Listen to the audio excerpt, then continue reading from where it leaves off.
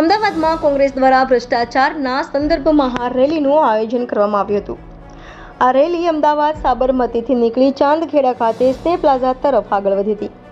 આ રેલીમાં જિગ્નેશ મેવાણી, અમિતભાઈ ચાવડા, ચાંદખેડાના કોર્પોરેટર કેશરીબેન અને મુકેશ મારુ અને માલધારી સમાજના અગ્રણીઓ હાજર રહ્યા હતા અને ભાજપ વિરુદ્ધ સૂત્રોચ્ચાર કર્યા હતા। Reporter Amit Solanki, India 24 news, Ahmedabad.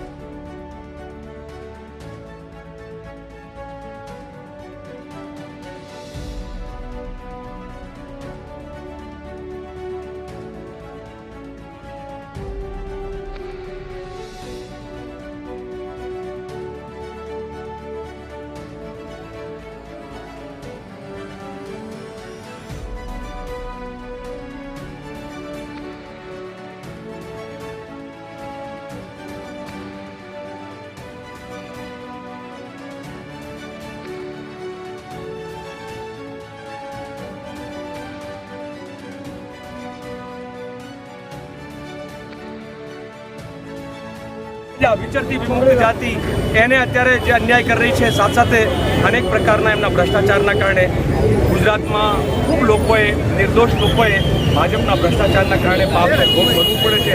આ બધાની સામે લડાઈ આપ જોયું છે કે આજે શ્વેત સેના મેદાનમાં છે, આજે માલધારીઓ મેદાનમાં છે, આજે ખેડૂતો મેદાનમાં છે, આજે દલિતો મેદાનમાં છે, આજે મજૂરો મેદાનમાં છે।